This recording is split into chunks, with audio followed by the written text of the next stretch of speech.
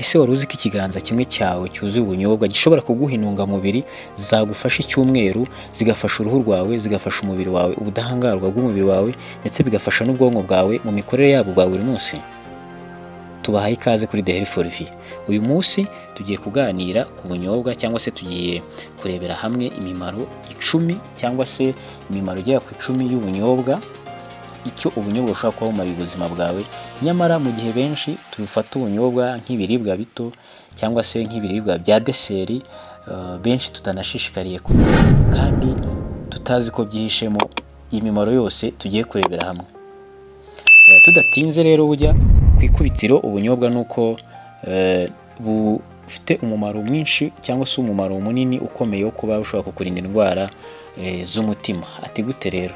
Ubunyobwa bujya bwifitemo icyitwa unsaturated fats. Izi fats cyangwa se aya mavuta ni amavuta agira uruhare mu kugabanya amavuta mabi mu mubiri azwi nka low density lipid, ahubwo hakiyongera high density lipid.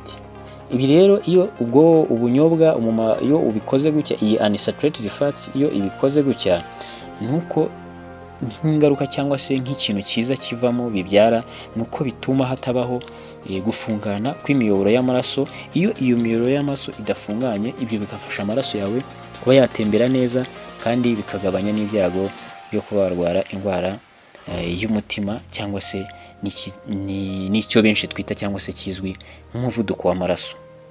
Ubunyobwa kandi bujya butanga ingufu. Ubunyobwa butanga ingufu kubera ko bufitemo carbohydrates, cyangwa se bukagiramo n'andi maglycose, mashuga makeya aringaniye ku kigero cy'umubiri uba ukeneye, ku buryo iyo wawufashe uvuga ngo carbohydrates cyangwa se ingufu ubunyobwa butanga ariyo za zindi zijya kuba processed mu rura rutoya, hakaza kuvamo ama ATP ya adenosine triphosphate, ariyo umubiri ukenera cyane, amaserire akenera mu gukora iyi mirimo ya buri munsi. Uvuga ngo ubunyobwa bwo icyo bukora, ntabwo ibamo nyinshi iyo carbohydrate cyangwa se iyo sukari, ariko iba iri consistent, iba ihoraho, hanyuma bigaha umubiri wawe imbaraga zihoraho zidakama cyangwa se zitarangira.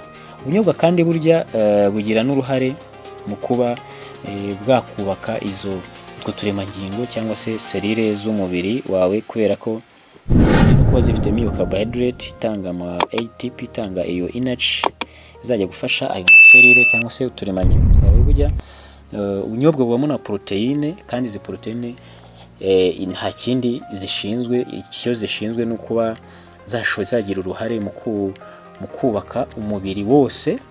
Serire irakura ikavamo tissue ikavamo organe, gutyo bigakura mpaka bigeze kuri body system.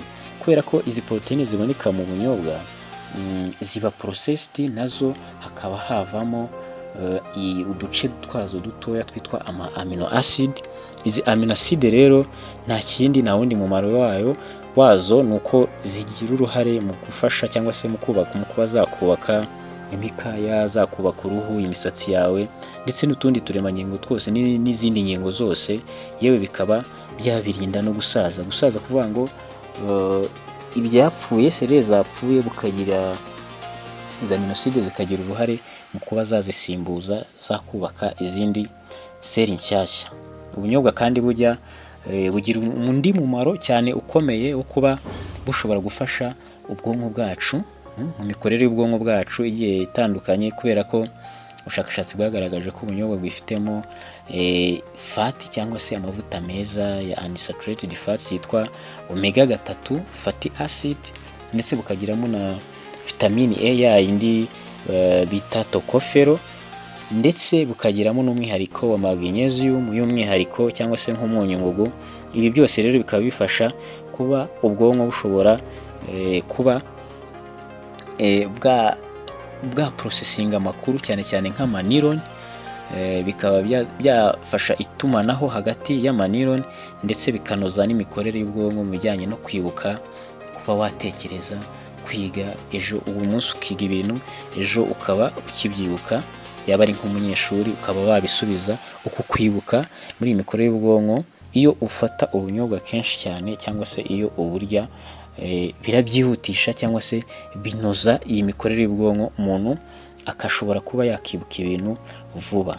kandi ikindi burya ubunyobwa bugira uruhare mu gufasha cyangwa se mu kugenzura isukari mu maraso, kubera ko twabonye ko birimo isukari iringaniye, bukabamo iyi fiber ndetse na proteine. Ibi bigira uruhare mu kuactivatinga cyangwa se mu gutuma insuline, ya hormone ishinzwe mbese kugabanya isukari y'umubiri. Urabona nk'igihe umuntu ariye ibiryo birimo isukari, imineke n'ibindi byose biri sugary food, ibi isukari, ikigero cy'isukari mu maraso gihita kiyongera nyuma yo kurya.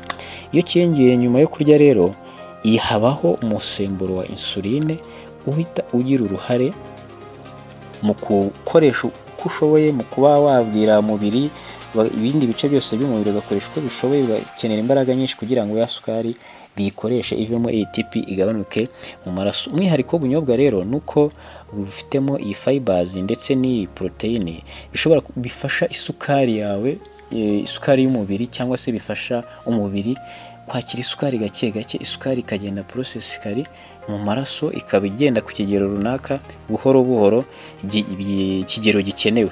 Ari naho bizatuma na ya pancreas cyangwa se rwagashya rubamo insuline, ya insuline hormone twavuze ishinzwe kugabanya isukari mu mubiri, bizayifasha nayo kuba stimulated gake gake, bityo bifashe isukari yawe kuringanira mu maraso, ntihabeho kwiyongera cyangwa se ntihabeho no kugabanyuka ukabije, bityo bibe bigenzuye isukari, ikigero cy'isukari mu mubiri wawe.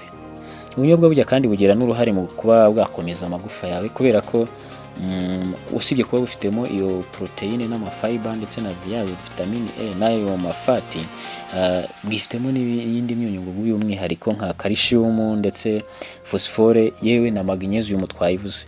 Iyi myunyungugu rero nta kindi nuko imimaro yayo ikomeye ni ugufasha, cyambere ni ugufasha amagufa gukomera cyangwa se bikongera density y'amagufa. Ikindi bikaba byafasha n'amenyo gukomera, byarinda ahanini cyane cyane n'ibi byago bikomeye byo kuba umuntu yagira indwara ya osteoporosis cyangwa se kuba kubora kw'igufa kw'amagufa, yewe no kubora kw'amenyo cyangwa se kwangirika kwayo. Ubunyobwa burya kandi bwongerera umubiri wacu ubudahangarwa, kubera ko ubunyobwa ntabwo bwifitemo iyi vitamine E ya indi twavuze tocopherol, bukagiramo ya zinc, bukagiramo na ya antioxidants twagiye tugaruka mu biganiro byacu byashize byatambutse, twagiye tuvuga cyane cyane antioxidants kiba mu mbuto, ikaba no mu mboga. Ibi byose rero, yaba vitamine E, yaba zinc na antioxidant, ibi byose bifasha kurinda cyangwa se birinda uturemangingo twacu kuba twaba attacked cyangwa se twafatwa na ya free radical duhora tuvuga, ya myanda isigara iyo umubiri umajije gukora akazi kayo.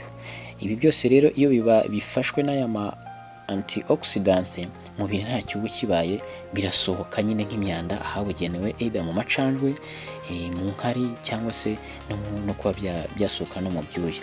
Hanyuma ikindi, yama vitamine E twavuze ndetse n'amazinki afasha mu kuactivating, mu gukura cyangwa se mu kwiyongera kw'abasirikare b'umubiri, ibizwi nka immune cell, kandi ibi byose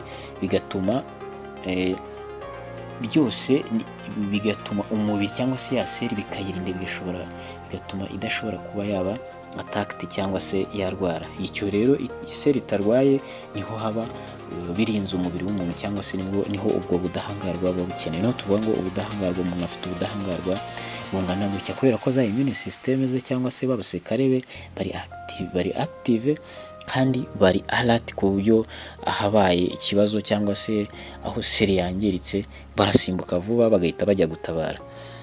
Ikindi burya ubunyobwa bufasha igogora ryacu kugenda neza, kubera ko twabonye ko burimo ya fibers ishobora gufasha kongera ubunini bw'umwanda. Nayo fibers ndumva twaragiye kenshi mu biganiro byagiye bitandukanye mu mbuto ndetse no mu mboga. Iyi fiber nta kindi bugikora, yongera ubunini bw'umwanda, ibizwi nka stool bulk, bishobora gutuma umwanda ushobora kugenda mu rura runini ukaza gusohoka ukajya muri rectum, ukamaramo igihe gitoya mbere y'uko uza gusohoka ukajya hanze. Ibi byose rero iyi fiber ni ikikora, yongera amazi muri uwo mwanda ku buryo utatera n'ibyago by'impatwe, cyangwa se udashobora gutera n'ibyago cya constipation. Urumva ko mu by'ukuri ubunyobwa nubwo tubwirengagiza cyangwa se nubwo wenda tutari tubizi, bamwe na bamwe bufite imimaro ikomeye cyane.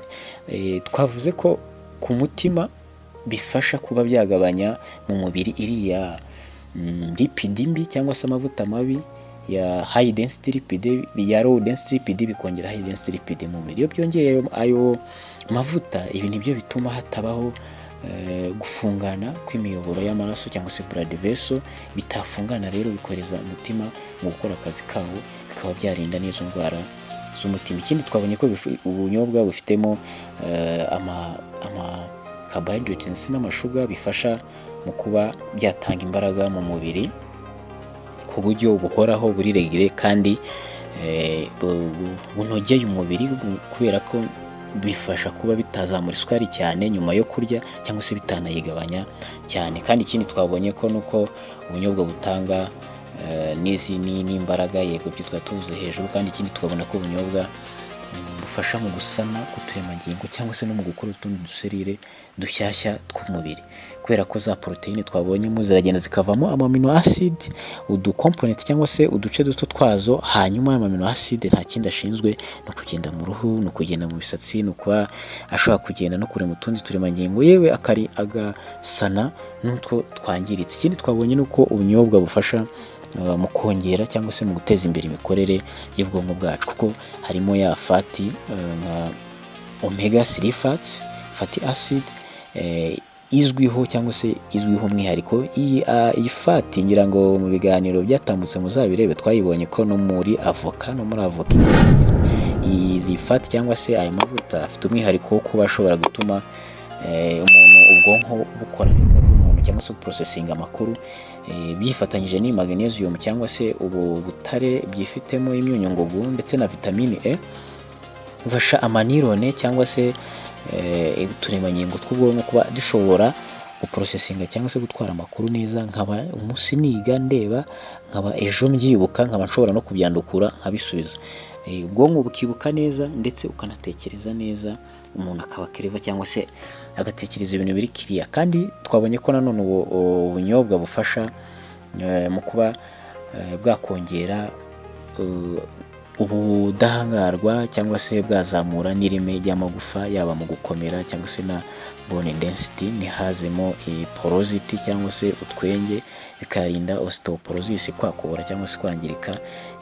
Ni kimwe n'amenyo, tuvuze amagufa burya n'amenyo bigenderanamo, kubera ko twabonye ko byifitemo ya myunyungugu ya calcium, phosphore ndetse na magnesium. Ikindi twaje kuvuga nuko ubwonko bujya ubunyobwa bujya bwongera kuba umubiri w'umuntu wagira ubudahangarwa, kandi bugafasha n'igogora kugenda neza kubera za fibers. Aya mafiba ni kenshi tuyavugaho, nyabona turabagira inama yo kujya muyafata cyangwa se yo kujya mureba ibiganiro n'inama zirimo ujya tukazikurikiza. Nicyo ica nibereyeho ni ukutwigisha, tukiga, tugafata, tukigisha n'abandi.